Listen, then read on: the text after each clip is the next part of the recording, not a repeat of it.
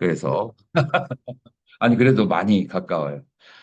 많이 그 남존과 북존에서 많이 다르거든요. 자, 그래서 어느 한쪽에다 치우쳐서 얘기할 수가 없어요. 자, 그러면은 우리는 뭐 어떻게 해야 될까요?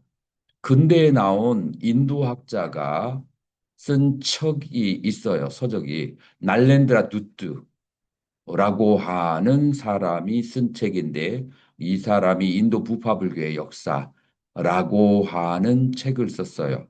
근데 이 책을 아직 한글로 번역된 것은 못 봤어요. 근데 유럽이나 서구권에서는 이 사람이 인도 사람이면서 이부 종횡론과 그 다음에 남방의 그 원서를 읽어보고 그 인도의 지리적인 사상적인 그런 측면에서 양쪽을 잘 조화를 했다라고 그렇게 평을 듣고 있어요. 그래서 여러분들은 부파불교의 역사를 얘기할 때 이 세 가지의 자료를 유념을 해야 된다라고 하는 거예요. 자, 그리고 이제 여기에서 나온 부파불교는 어, 이제 우리 근래에 그 전에 얘기했던 대로 소승이라고 하고 요즘에는 소승이란 말 대신 뭐라고 하죠? 이제 남방불교, 테라바다, 장로부 뭐 이런 식으로 얘기해요. 그래서 테라바다라고 얘기하죠. 12개의 학파와 그 다음에 대승 혹은 대중부 12개의 학파로 나눠져요. 자, 그래서 오늘은 뒤에 그 대중부, 대승 계통의 8개의 학파는 다음으로 미루고 오늘 그 12개의 학파에 대해서 우리는 이제 얘기를 하게 되는데 이것은 이제 인도에서 이제 그렇게 이제 다른 학파들에서 얘기하는 거고 이 12개 학파 중에서 가장 중요한 학파 그러니까 인도 불교의 역사 속에서 가장 그 적극적으로 참여하고 자료도 많이 남아 있고 그 다음에 능동적으로 일으켰던 학파가 몇 개가 될까요? 인도에서는 그 몇 개의 학파를 중요하게 볼까요? 인도에서는 설일체유부, 그 다음에 두 번째로는 경량부, 그 다음에 유식과 중관학파, 딱 이 네 개의 학파예요. 이 네 개의 학파의 자료가 가장 많이 남아 있고, 인도 불교를 기원후 10세기까지 불교에 발달시키는 중에서 이 네 개의 학파가 가장 지대한 공헌을 했다라고 보면 돼요. 자료도 많이 남아 있고. 그래서 여러분들은 이 네 개의 학파만 충분히 네 개 학파의 그 발생 오리진과 그 다음에 이 그 학파의 그 사상과 그 사상이 불교사에 끼친 영향 이런 것들만 잘 알면 된다라고 하는 거예요. 이 네 개 중에서 하나가 더 늘어야 될지도 몰라요. 왜냐하면은 이 남방불교를 얘기할 때 이제 달라이라마 스님을 만났을 때 설일체 유부가 남방불교라고 그렇게 믿고 있어요. 그러니까 인도에서 공부를 한 사람들은 그렇게 그러니까 이 분별설부라고 하는 스리랑카로 건너가서 동아시아에서 동남아시아 발달된 이 학파의 사상을 예전 인도 스님은 몰라요. 음. 그게 왜 그러는지 알아요? 왜냐하면은 이 그 분별설부라고 하는 학파는 기원전 3세기에 아쇼카 왕에 의해서 스리랑카로 미션을 떠나고 나면서 이 학파의 이게 뿌리가 거의 사라지다시피 했어요. 이 학파는 이제 그렇기 때문에 인도에서는 그 후로는 잘 모르는 거예요. 그 다음에 그 대신에 대립적이었던 가장 우세한 학파, 그 학파 이름이 뭐죠? 설일체 유부예요. 그래서 인도에서 설일체 유부가 많이 남아요. 그래서 인도에서 남방불교 하면은 초기불교 하면은 설일체 유부로 그렇게 알고 있지만 그러나 우리는 이제 분별설부와 설일체 유부의 차이점이 있어요. 그게 이제 불교의 무아사상과 제법사상의 논쟁에서 그게 이제 서로 드러나기 시작을 하죠. 자, 그렇게 해서 조금 넓히면은 다섯 개의 학파가 인도에서는 중요하다라고 말할 수가 있어요. 자, 그래서 첫 번째 분별설부에 대해서 우리가 얘기하자 보면은 분별설부는 뭐라고 하냐면 비바자 바딘이라고 그렇게 얘기해요. 비바자 비바자라고 하는 것은 분해하다, 해체하다라고 하는 그런 뜻을 가지고 있어요. 자, 그래서 이 비바자 바디 이 분별설부라고 하는 것은 왜 분별인가? 이게 두 가지 이유 때문에 이제 분별이에요. 첫 번째, 자, 우리는 나라고 했을 때 불교에서 초기 불교에서는 나라는 말 대신에 무엇으로 대체하죠? 오온. 그래서 나라는 말 대신에 오온이라는 말로 분별을 하고 분해를 해요. 그래서 분해라고 여러분들 생각하면 좋아요. 나라는 말 대신에 오온이라고 분해를 하고 그 다음에 세상, 이 세상이라는 말 대신에 초기 불교에서는 무슨 말을 쓰죠? 이 세상이라는 말 대신에 12처 로 분해를 하게 돼요. 자, 영혼이 있어요, 없어요? 우리 불교에서.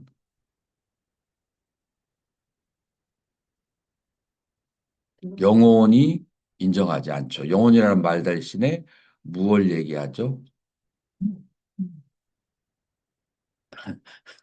그건 중국식이고 여섯 가지의 식, 육식 혹은 대승에서는 팔식을 얘기하는 거죠. 그래서 식이 근과 경에 의해서 식이 발생하고 근과 경이 해체되면 식이 사라지고 근과 경이 만나서 식이 만나고 이렇게 계속해서 발생과 소멸을 의식이 계속하면서 상속을 하는 것이 바로 우리가 생각하는 나의 영혼, 나의 마음이라는 거예요. 그래서 나의 영혼, 마음이라는 말 대신에 육식이라고 분해를 해요. 그래서 우리 인간에게서 인류의 발달사에서 가장 중요한 명제가 세 가지로 떨어지는데 그것은 서양 철학의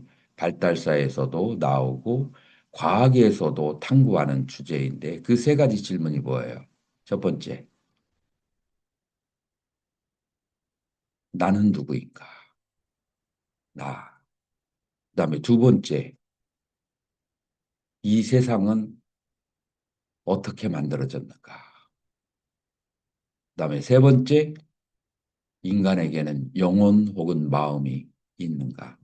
이 세 개의 주제가 서양 철학사와 그리고 과학사에서 그다음에 우리 불교에서 가지고 있는 인간들이 가지고 있는 공통적인 그런 의문과 질문이에요. 자, 그런 질문에 대해서 초기 불교에서는 나는 오온일 뿐이고 오온으로 그렇게 분해될 수가 있고 이 세상은 단지 12처일 뿐이고 그리고 이 세상 이 나라고 하는 나의 영혼이라고 하는 것은 여섯 가지 식일 뿐이다. 라고 하는 딱 떨어진 대답을 이제 불교에서 내놨어요. 자, 이 사상을 강조하기 때문에 비받자, 분해, 분석하는 학파, 비받자 바딘이라고 그렇게 얘기해요.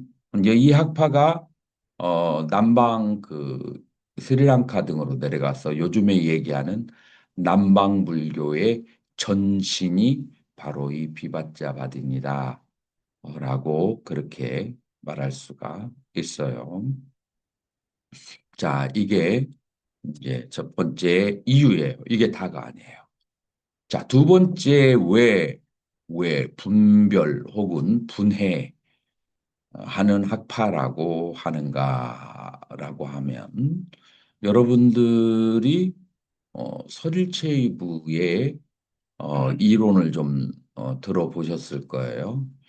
서릴체 유배가 사르바 아스티 바딘 그러니까 사르바 모든 아스티 존재 모든 것이 존재한다 라고 하는 바다 그걸 설하는 자가 바로 사르바스티 뭐가 일체의 법이 항상 존재한다라고 해서 설일체의 유부라고 그래요.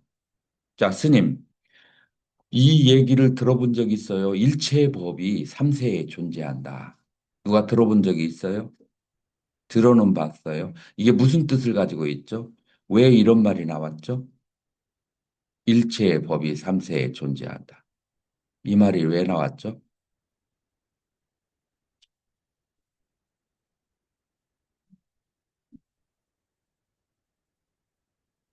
여러분들 부처님이 열반에 드셨어요. 근데 부처님이 생전에 가장 강조하던 사상이 뭐였죠? 그 다음에 가장 반박을 했던 사상이 뭐예요? 진화, 진화는 없고 무아, 무아의 사상을 강조하잖아요. 이게 이제 그때 부처님 워낙이 신통력도 뛰어나고 언변도 뛰어나고 그 다음에 위엄도 있고 해서 육파 철학을 전공하던 사람이 수십 번, 수백 번 와서 공격을 했지만 다 패해가지고 갔어요. 자, 이제 부처님이 열반했으니까 그 짐을 누가 받아야 돼요? 부처님의 제자들이 받아야 돼. 그럼 똑같은 질문들을 이 육파 철학자들이 와서 해. 자, 이때 질문이 뭐냐면은 무하라면 누가 선업을 짓고 악업을 지은 것을 다음 생에 받는가? 너희들은 윤회를 믿느냐 안 믿느냐? 첫 번째, 윤회를 믿는다면 아가 없는데 누가 과보를 받는 것이냐? 라고 그렇게 얘기하고 그다음에 두 번째 질문. 내가 없는데 누가 업을 짓는 것이냐? 너희들 업을 믿어 안 믿어? 불교 스님들한테 하는 거야. 그리고 업을 짓는 자가 없는데 업이 어디에 있으며 업을 받는 자가 없는데 인과가 어디에 있느냐? 그러니까 불교도들 너희들은 업도 믿지 않고 인과도 믿지 않는 니힐리스트 허무주의자들이다. 이런 식으로 공격을 해 왔을 때 여러분들은 뭐라고 대답을 해야 돼요? 이런 식으로 누가 질문을 한다면 지금에도 그런 질문을 할 수 있을까요, 없을까요? 있어요. 자, 그럴 때 여러분들은 뭐라고 대답할까요? 자, 그때 가장 그 당시에 세력이 컸던 남방불교 학파가 기원전 3세기에서는 설일체 유부였어요. 설일체 유부하고 그 테라바다 두 개의 학파가 있었는데 그때 설일체 유부에서는 여기에 대해서 뭐라고 대답을 하느냐면은 법은 법은 있다. 모든 법이 과거에도 현재에도 미래에도 존재한다. 이런 의미에서 삼세 시류예요. 과거, 현재, 미래에 법이 항상 존재하기 때문에 나는 없어도 뭐가 윤회를 하고 뭐가 인과를 형성을 해요? 법이 인과를 형성하고 법이 윤회를 한다. 자, 여기서 말하는 법은 뭘까요?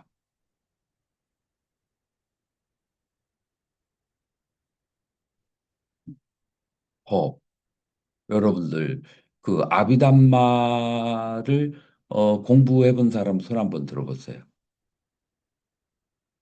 뭐가 됐던 어떤 아비담마가 됐던 법을 공부한 사람 손 한번 들어보세요. 아니 그냥 공부한 사람만 손 들어보세요. 내리시고 나머지 분은 그 아비담마를 공부 안 하셨나요? 음. 여기서 법이라고 하면은 서ril체육에서는 5위 75법을 얘기를 하는 거예요. 자, 여기에서 말하는 75법을 여러분들은 어떻게 생각하면 되냐면은 이 세상에 사람도 있고 짐승도 있고 그다음에 땅물 바람 산 하 대지가 있어요. 이 모든 드러난 현상계를 디시 요리사가 요리한 요리 그릇이라고 생각을 해보세요. 그러면은 이 세계에 그 유명한 요리가 몇 개나 될까요? 수백 개 이상 되겠죠? 수천 개가 되겠죠? 자, 그런데 재료는 무한하겠어요? 한정이 있겠어요? 재료는 한정이 있죠. 예를 들어서 양배추를 가지고 한국식으로 요리할 수 있고 중국식으로 아니면 프랑스식으로 요리할 수 있지만 재료는 똑같지 않아요. 그래서 재료는 한 50가지 정도 되면 기본적으로 전 세계의 음식을 커버할 수 있을 거예요. 그 재료를 가지고 만들어낸 게 각 나라의 요리야. 그래서 여기 아비다마에서 말하는 법이라고 하는 것을 재료로 생각하면 돼. 기본적인 재료야. 이 재료가 어떤 식으로 서로 그렇게 조합을 하느냐에 따라서 사람이 되고, 그 다음에 짐승이 되고, 천상에 가고, 지옥에 가고, 혹은 기세간, 이 땅과, 그 다음에 하늘이 되는 거예요. 그러면 여러분들 궁금하지 않아요? 무슨 죄를 가지고 그렇게 나눠지는지 궁금해요? 네. 스님 아비담마 공부했다겠죠? 네. 자, 기본적으로 생각나는 재료가 뭐가 있어요?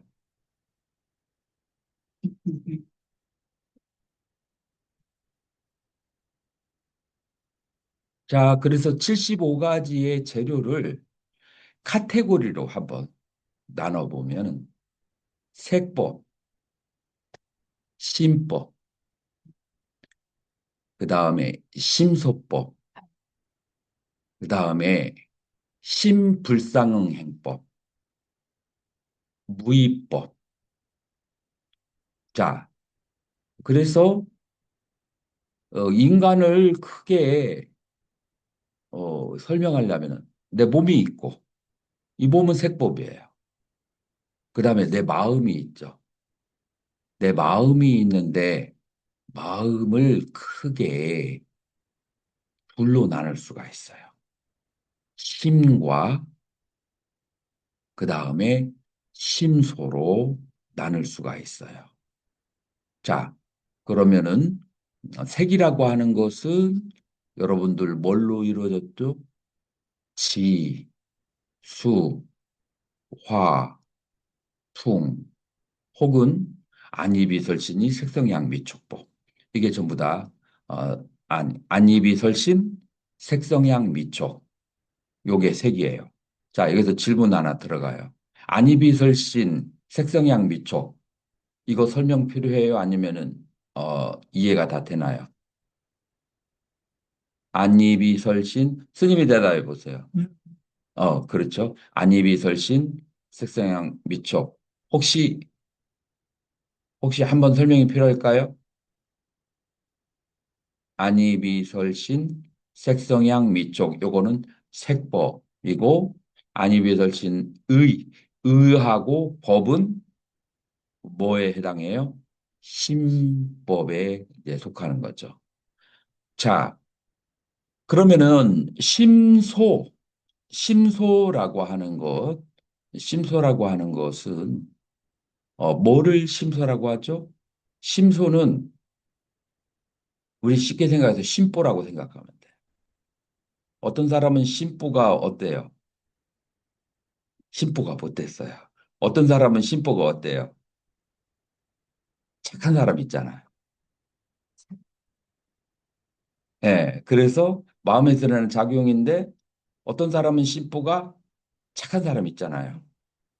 그래서 화가 나서 한 대 치려고 해도 쳐다보면은 너무 처연해. 남에게 나쁜 말 한 번 하지 줄 모르고 속으로 그냥 그 안 좋은 것을 푹 삼키는 사람을 바라보면 답답하다가도 그렇게 착한 사람이 있어.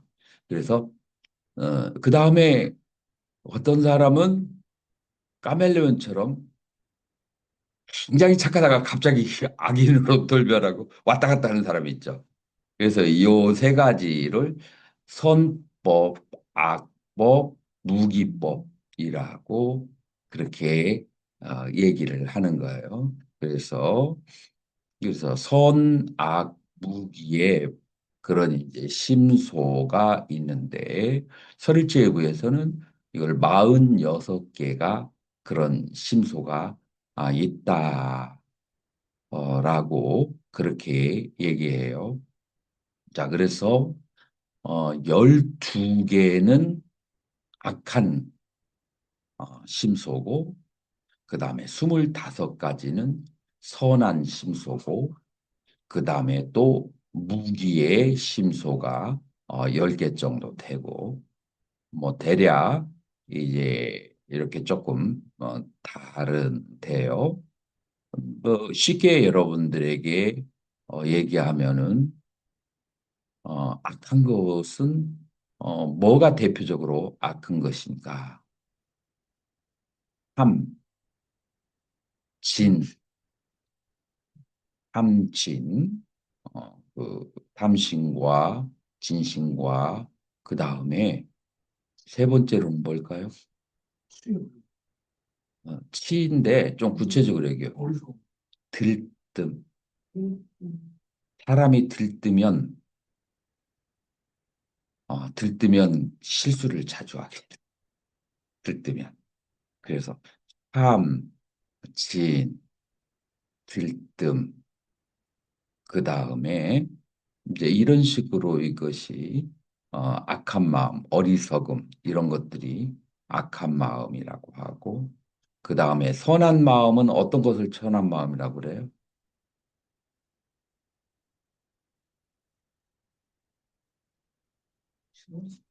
정념, 바른 알아차림, 그 다음에 무탐, 무진, 그 다음에 보시하는 마음, 뭐 이런 것들이 이제 선한 마음이에요.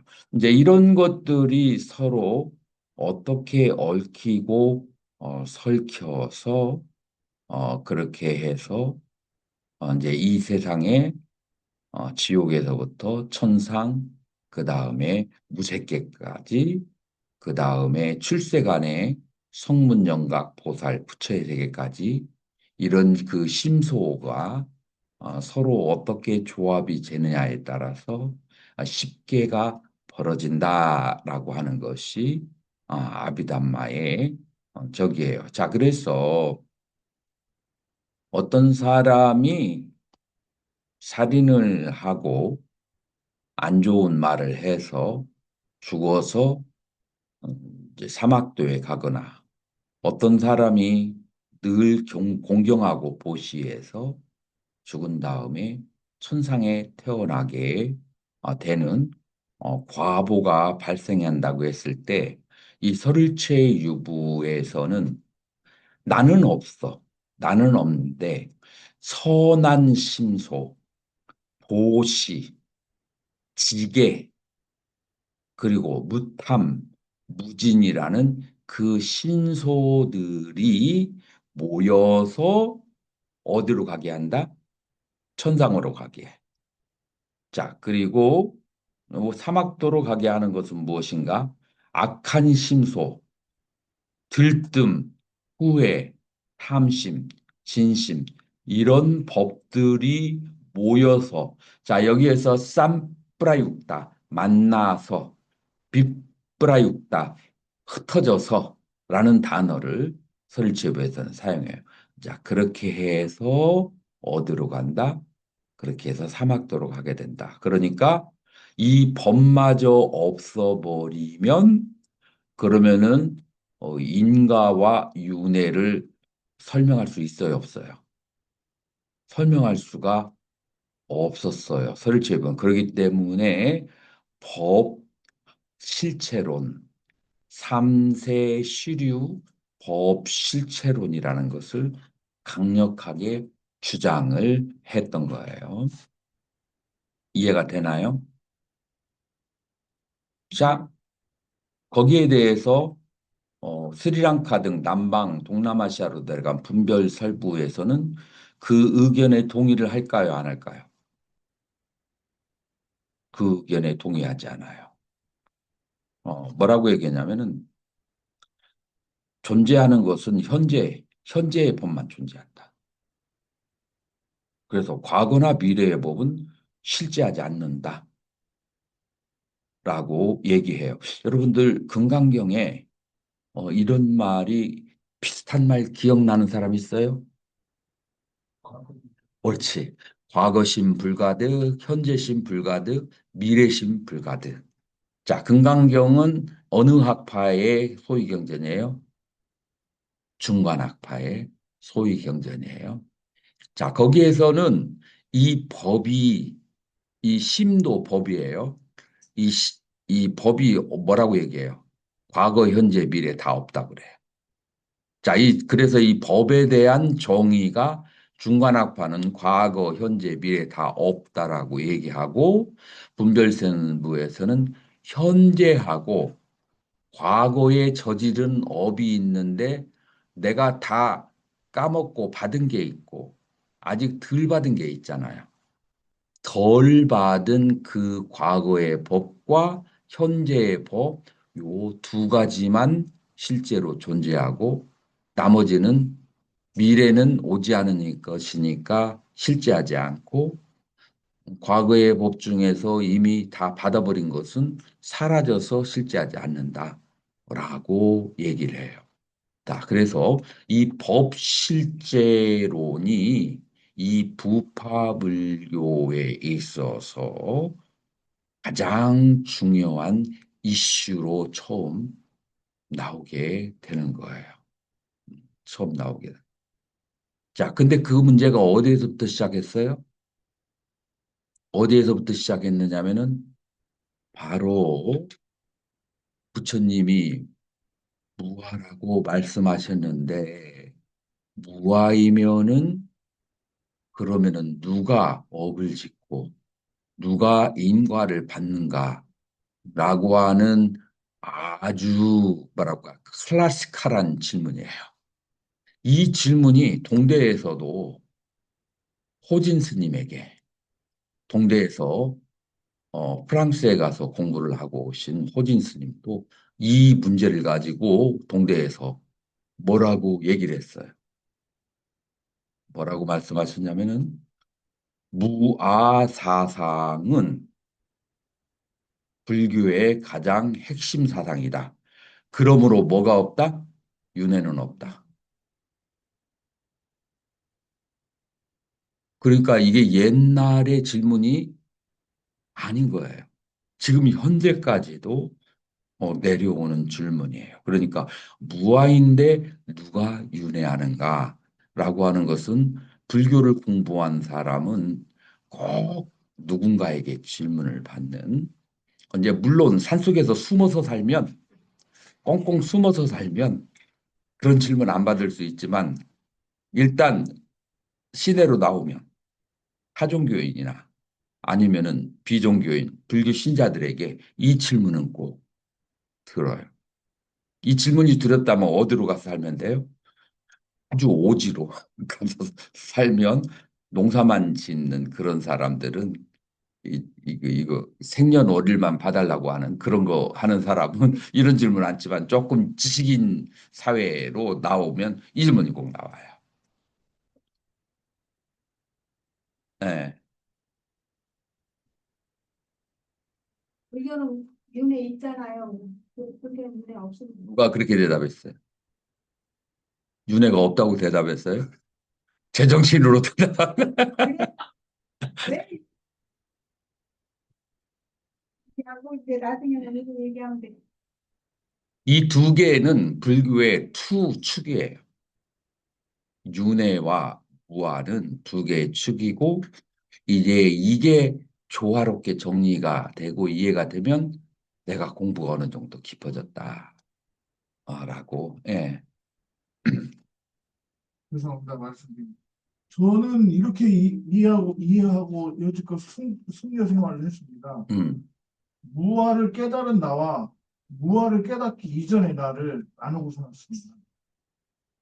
그래서 늘 신도들한테 무아를 깨달으라고 아는 척을 해오면서 무아를 깨달았을 지금 이거하고 어떤 연관이 있나요? 무아와 윤회하고. 때 그래서 윤회는 어떻게 되나요? 무아를 깨닫기 전에는 윤회를 하지만 하는지도 모르고 살고 음. 무아를 깨닫고 난 후에 사람은 윤회를 하더라도 윤회하는 줄을 아는데 틀리다고 봅니다. 아, 그러니까 무아를 모르는 사람은 윤회하는지를 모르고, 유- 그 다음에 무아를 깨달은 사람은 윤회하는지 알고 윤회하고. 네, 되는지 윤회를 스스로 선택을 하는지 여기에 대한 큰 어, 지혜를 가지고 산다고 네, 사기치고 사는.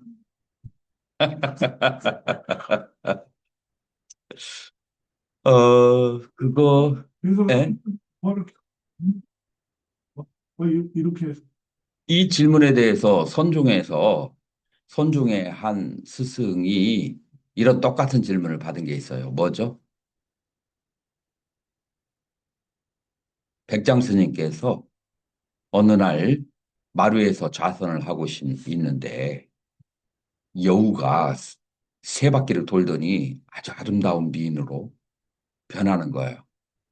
그러니까 백장 스님이 여우가 어디서 감히 그 사람을 실용하려 하느냐 하니까 다시 여우의 몸으로 돌아가서 알아채면은 변신을 못 하는 거야. 그러면서 이제 자기 솔직한 얘기를 하는 거야. 자기가 전생에 승려였는데 이 말 한 번 하고 나서 여우의 몸을 받아가지고 지금 500세 동안 지금 계속 죽고 태어나고 여우만 그렇게 뺑뺑이를 치고 있다고 그렇게 대답을 했어요. 뭐라고 네가 말을 잘못했는데 그래서 그 제자들에게 신도들한테 깨달으면 인과가 없다. 라고 대답을 그렇게 했다는 거예요. 그러니까 다시 말해서 윤회가 없다라고 대답을 한 거예요. 그것 때문에 500세 동안 그렇게 뺑뺑이를 치고 있다고 하니까 그러면은 그걸 자기가 그 대답을 바르게 들으면 자기는 이제 해탈할 수 있을 것 같다는 거야. 그러면서 찾아온 거야. 그러면은 네가 똑같은 질문을 나한테 해봐라. 그래서 이제 그 여우가 백장스님에게 물어 깨달은 사람은 인과가 없습니까? 라고 하니까 대답이 뭐라겠죠? 왜 갑자기 부러지지? 불매인과, 옳지. 불락인가가 아니고 불매인과다. 그러니까 인과를 받는데 인과의 이 깨달은 성품은 매하지 않는다. 말하고 그렇게 대답을 했어요. 그러니까 깨달은 사람도 인과를 받는데 이게 선종에서 나온 얘기예요. 선종에서는 다 부정할 것 같은 데서 인과에 대해서 얘기를 하는 거예요. 자, 그런데 무아인데 어떻게 이런 인과를 받는가? 이 문제가 나는 인도에서 수십 년 공부하면서 아주 자연스럽게 정리가 됐어요. 나도 처음에는 정리가 안 됐죠.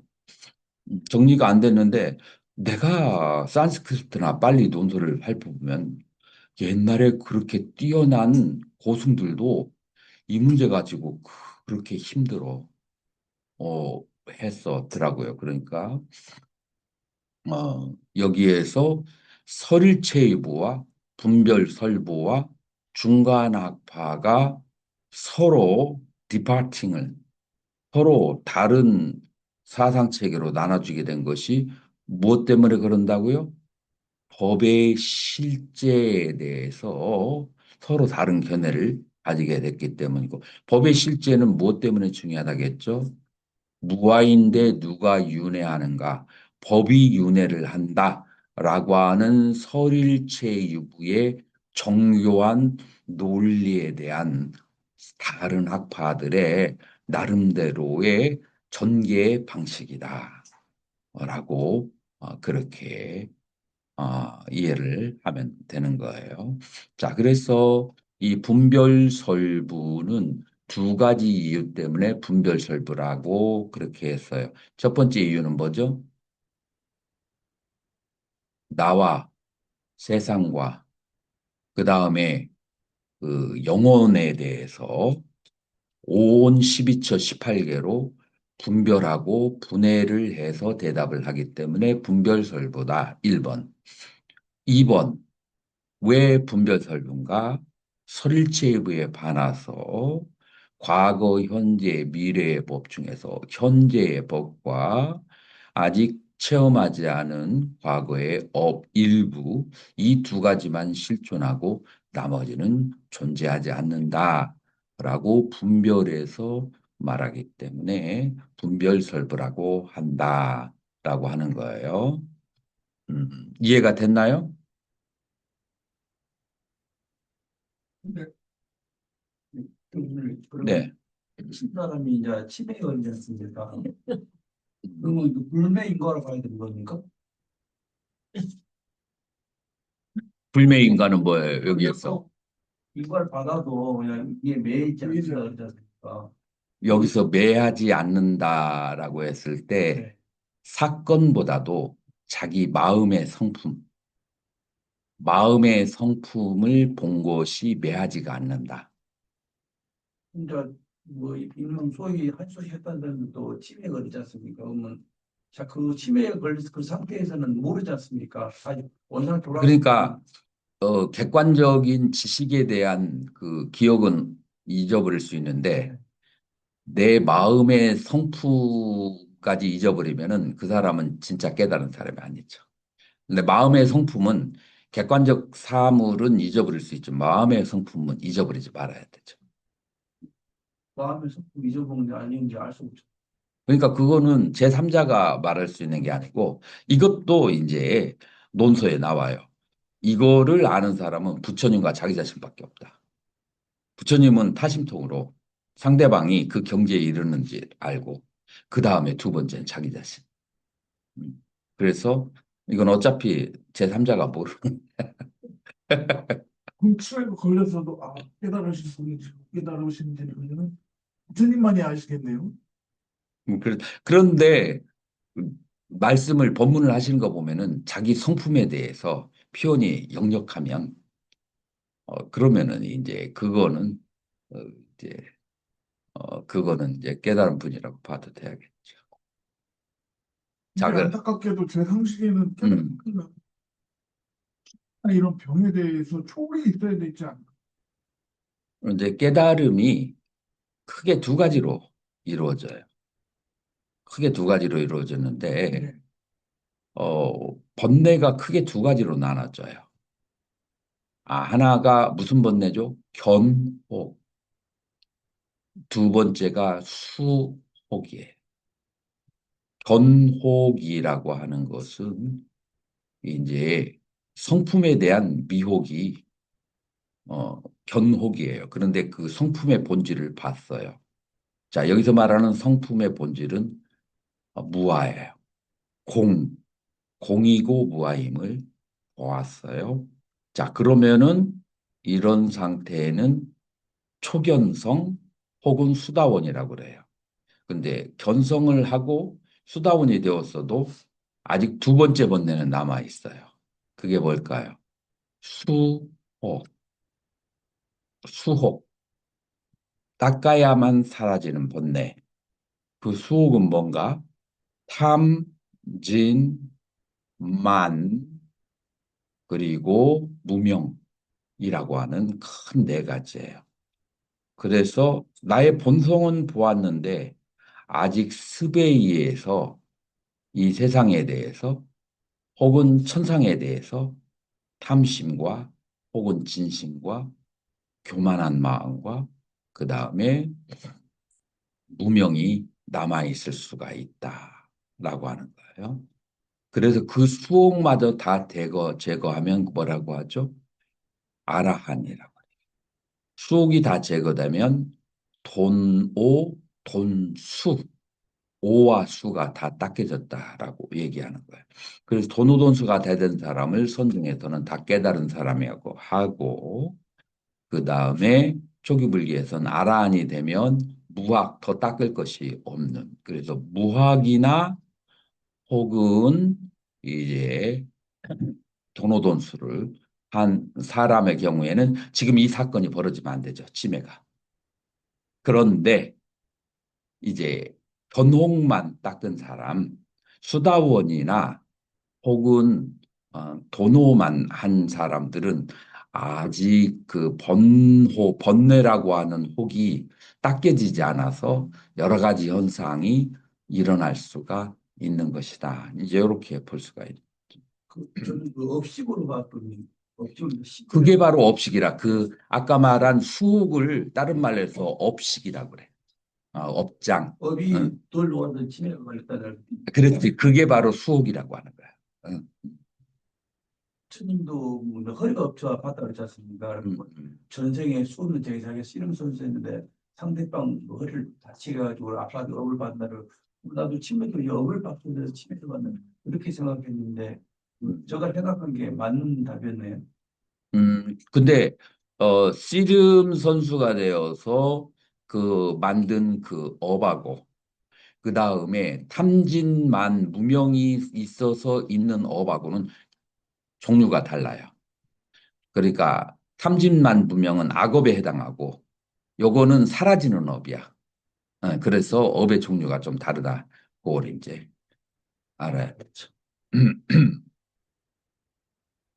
자, 그래서 이제 이 테라바다의 그 기원은 이제 아쇼카 왕과 제3차 결집 때 테라바다가 아까 얘기한 분별설부가 이제 확 드러나게 된 거죠.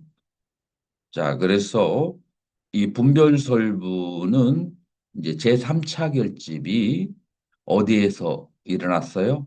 빠달리부타. 지금 인도의 빠뜨나에서 이제 목갈리부타 띠사라고 하는 아라한이 1,000명의 그 비구들을 데리고 결집을 단행을 했어요. 자, 왜 1,000명의 비구들과 결집을 하게 됐냐면은 그러니까 아쇼카 왕 시대에 아쇼카 왕이 원래 어떤 분이었어요? 잔인한 분이었어요. 자기 친형제 몇 명을 죽였죠? 101명인가요? 그렇게 100명에 가까운 형제들도 다 죽이고 그 다음에 아쇼카 왕의 가장 숙적이 어디에 있었냐면은 동인도에 있는 깔링가라는 제국이야. 깔링가 여러분들 금강경에서 들어봤어요? 가링가국 왕이었을 때 내 몸이 다 찢어진다 할지라도 들어봤죠? 그 가링가가 깔링가야. 그 깔링가가 어디냐면은 동인도에 있는 하나의 그 나라거든요. 거기를 가가지고 다 봐서버렸어요. 원래 다른 나라였는데. 그래가지고 마지막으로 거기를 캡처하면서 그때의 자기의 부하들, 그 다음에 자기의 오른팔 10만 명이 다 죽었어요. 그 나라를. 그래서 그러니까 자기 왕위를 얻기 위해서 그렇게 그 자기 형제들을 100여 명을 죽이고 그리고 적들을 있는 대로 다 죽이고 난 다음에 다 이루고 나니까 무슨 마음이 와요? 허망한 마음이. 허망한 마음이 와가지고 궁전에 앉아 있는데 니그도라라고 하는 니그로다라고 하는 7살 먹을 사미가 병행을 하고 탁발을 하러 가는 모습을 보고 거기에서 마음의 안정을 얻었어.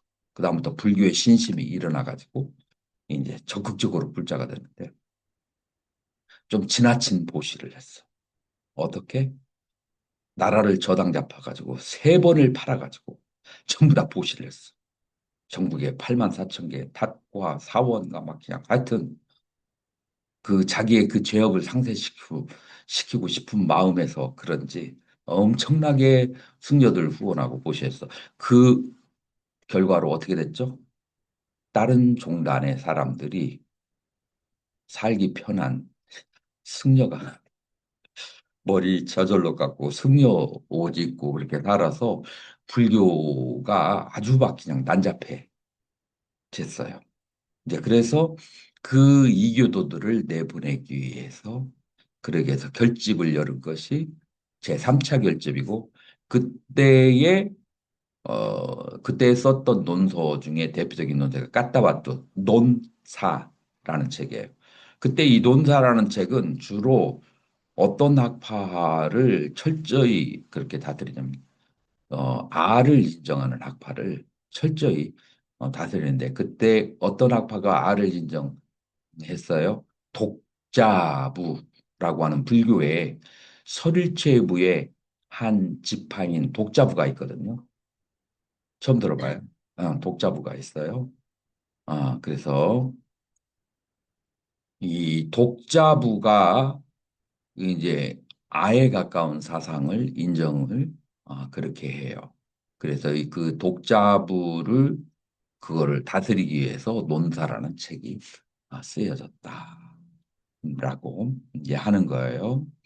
자, 그래서 이제 요때 이 남방 그 테라바다의 그 저기가 어디로 넘어갔느냐면은 바로 스리랑카로 누구에게 그 아쇼카 왕의 동생이라고도 하고 아니면 아들이라고 하는 마힌다 장로가 있어요. 그래서 이 사람을 출가를 시켜가지고 그래가지고 스리랑카로 불법을 전하게 해요. 자, 그런데 이제 무슨 말이 있냐면 이 띠사테루가 미래를 좀 보는 눈이 있어요. 정법이 인도에서 사라진다. 그러니까 정법을 스리랑카를 보내서 보존해라. 라고 해서 그 아쇼카 왕의 아들과 딸, 아들은 마인다, 딸은 상감이 있다. 이 두 사람을 보내서 스리랑카의 불법을 보존하겠다. 그런 얘기도 있어요. 이제 요게 바로 요쪽의 학파가 그러니까 기원전 3세기의 역사적 인도의 역사의 전면에 등장하고 그 후로는 스리랑카로 넘어간 게 요게 바로 비바짜 와딘 혹은 분별설부라고 그렇게 이제 하는 거예요.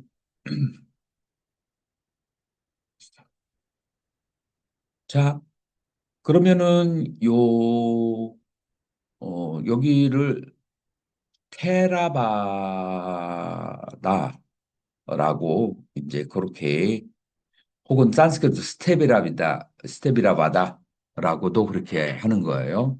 요, 요 남방의 그런 이제 그런 학파에서 갈라져 있는 학파가 마이사사카 화지부, 그다음에 카샤피아 음광부, 그다음에 담마굽닥가 법장부라고 하는 이 중요한 세 개의 학파가 분열되어서 나오게 돼요. 어디에서? 비바짜바다에서. 자, 이 세 개 중에서 가장 중요한 학파가 법장부라고 할 수가 있어요. 이유가 뭘까요? 법장부 어디서 많이 들어보지 않았어요? 우리나라에서 그 율장 사분율 법장부의 율장이에요. 법장부의 율장이에요. 그다음에 두 번째로 중요한 것은 이 법장이라는 사람이 담마급다라는 사람이 아난존자가 이대 저사죠. 의 손제자야. 아난존자의 손제자. 이제 그쪽 안한존자는 어느 경전을 수지 독송했죠? 디가니까야 장아함 를 수지 독송한 그런 학파예요. 자, 세 번째로 중요한 것은 이 학파에서는 처음부터 불탑 숭배가 이루어졌어요. 불탑 숭배. 자, 그 불탑 숭배가 뭐 대승불교하고 영향이 있어요, 없어요? 대승불교의 흥기에 중요한 영향을 미치는 게 불탑승배예요. 그래서 이 불탑이 어디에서 법장부에서부터 시작을 한 거예요. 그래서 우리는 초기 불교와 대승을 무슨 칼로 자르듯이 탁 잘라버리려고 하는데 그게 아니고 자연 발생적으로 이게 진화에 나오는 흐름이라고 하는 것을 우리가 잘 살펴볼 필요가 있어요. 그래서 이제 법장부의 불탑 신앙은 이제 보살행의 씨앗이 된다라고 이제 그렇게 될 수가 있어요. 그래서 이 법장부에서는 예를 들어서 설일체부에서는 부처님이 불법승 상가에서 어디에다가 모시는지 알아요? 부처님을 승가, 승가의 일원으로 보셔요. 그냥 아라한으로 보는 거예요. 설일체입은 부처님을. 근데 대승에서는 어떻게 생각해요? 아라한하고 완전히 다르다라고 생각을 하죠. 자, 그런 사상이 어디부터 시작했냐? 법장부에서 시작을 한 거예요. 그래서 법장부에서는 어, 아란들하고 부처님하고 모시는 곳이 달라요. 그래서 상가의 일부가 아니고 그 다음에 따로 이 불탑에 따로 부처님의 사리를 그렇게 모시고 그 다음에 일반 승려들과 구별되는 초월적인 존재다라는 사상이 법장부에서 그렇게 나타난 사상이에요. 자, 그래서 음, 그러면 이때 삼신 불법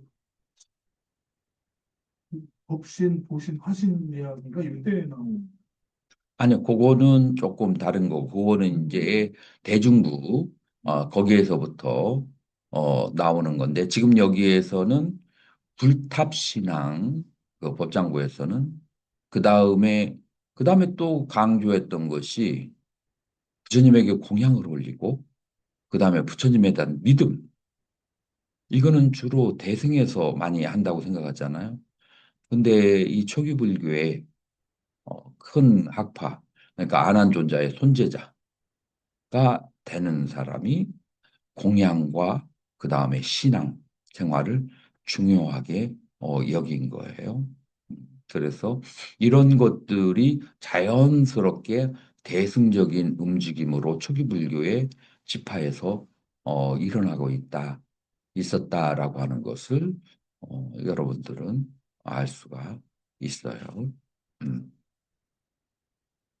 자, 그러면 지금 여기까지 내가 얘기한 것이 여러분들 어디에서 이런 얘기를 하는지 아니면 스님이 뇌피셜인지 나중에 논문 쓸 때 근거가 필요하잖아요. 그래서 사사키 시스카의 인도 불교의 번천이라고 하는 책을 보면은 교단 분열의 역사적 맥락을 잘 얘기하고 있고 그 다음에 법장부의 불탑신앙, 이 대승불교의 보살상을 이어졌다. 이것도 여러분들 처음 들어본 사람 많죠. 어디 가서 얘기하면은 누구한테 들었냐? 뭐 책에서는 본 적 없고 등한 스님한테 들었어. 라고 얘기하면 곤란하거든요. 자, 누가 이 얘기를 했느냐? 히라카와 아키라. 우리에게 평천영이라고도 그렇게 얘기하죠.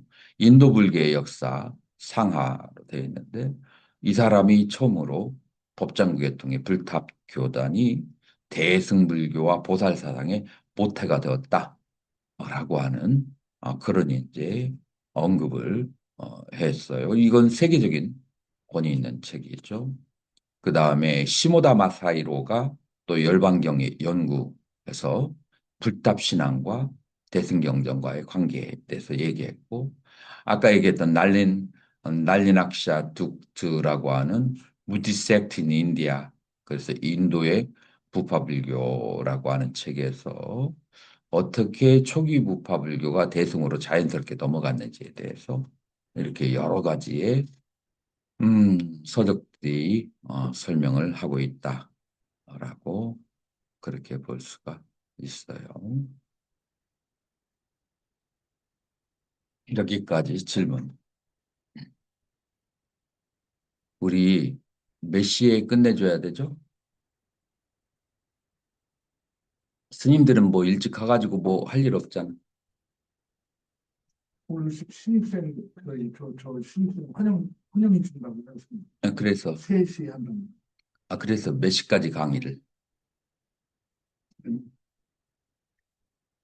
40분? 한 50분까지 해서 되겠다. 40분에.